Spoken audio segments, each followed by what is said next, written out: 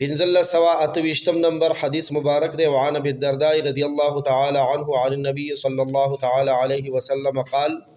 ابو الدرداء رضی اللہ عنہ فرمائی نبی علیہ السلام فرمائی دی من رد عن عرض اخیہ رد اللہ عن وجهه النار یوم القیامہ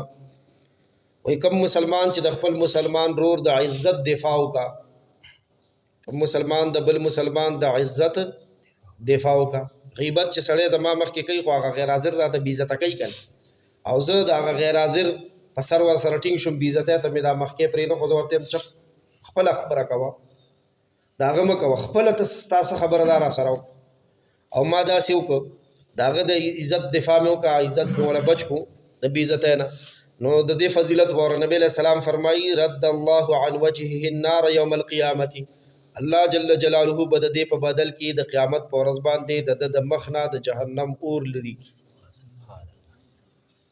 کوم یو مجلس کې د چا عیب جوړی کیږي توهین کیږي مخامخ د چا سپکاوي کیږي په سر یو درېږم غیبت کیږي دفاع وکم او دا وې مچنا دا تور پس سوي د دین دا غل منه پاکه د مو او بل حدیث کې دا سره راغلی دی من نصر اخاه المسلم بالغیب وی چا چې په شیشه د خپل مسلمان رور مدد وکړو په شیشه دا چې د غیبت کېدو او مخکې منې کو چې نه نو فضیلت ورخه نصره الله فی الدنیا والآخرة الله به د دې دفاع کوونکي دنیا او آخرت کې مدد وکړي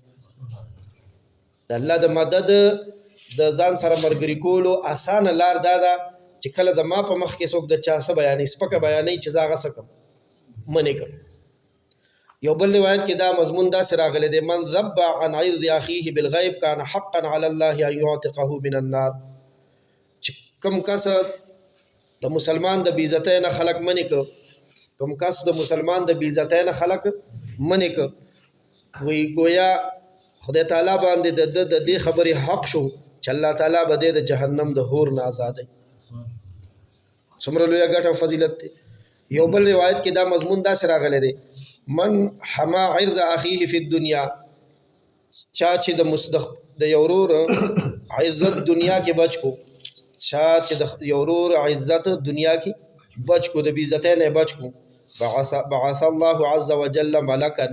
الله یو ملائکه رولیږي مقرری کی یحمیه عن النار چې دی به د جهنم د اور نه بچ کوي